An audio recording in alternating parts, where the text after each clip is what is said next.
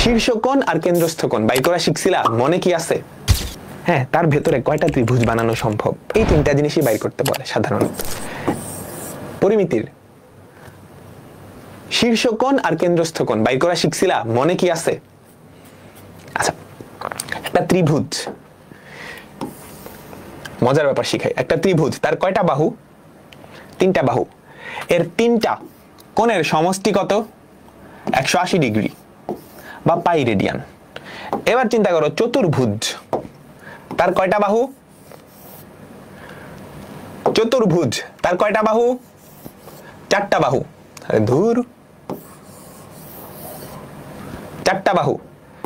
এর অন্তঃস্থ যেই কোণগুলা, তাদের সমষ্টি কত? এটার ভেতরে কিন্তু 2টা ত্রিভুজ আছে, তাই না? তাই না? তাই না? তাহলে এই 2টা ত্রিভুজ, তার মানে 2 × 180, তাই তো? 2 × 180। এবার চিন্তা করো একটা পঞ্চভুজ, তার ভিতরে কয়টা ত্রিভুজ আছে খেয়াল করি তো।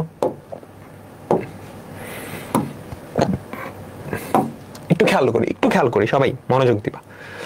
এই একটা ত্রিভুজ, হ্যাঁ, একটা ত্রিভুজ যদি আমরা ভাগ করে ফেলাও, একটা শীর্ষ আলাদা হয়ে গেছে, একটা চতুর্ভুজ পড়ে থাকে, ওই চতুর্ভুজকে আবার তুমি 2টা ত্রিভুজে ভাগ করে ফেলতে পারো। কাহিনী বুঝছো?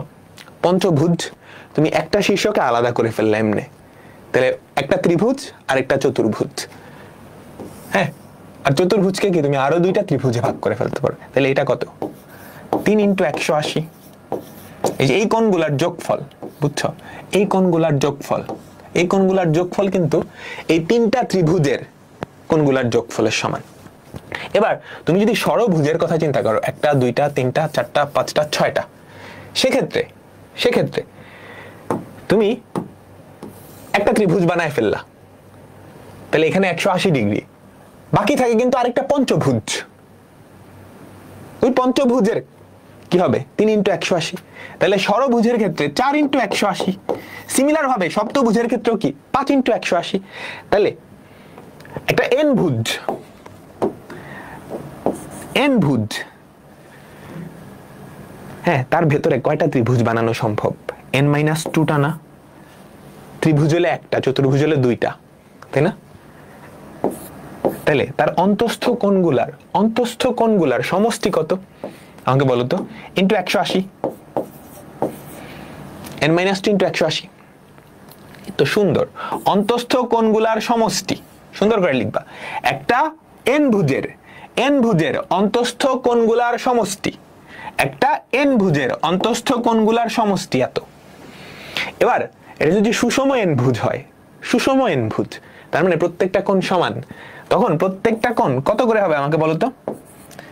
n-2 × 180 সুষম এন ভুজ। তাহলে এনটা কোণ সবাই সমান, সবগুলা সমষ্টি এত, তাহলে সবাই ইন্ডিভিজুয়ালি কত দিয়ে ভাগ হয়ে যাবে। ক্লিয়ার?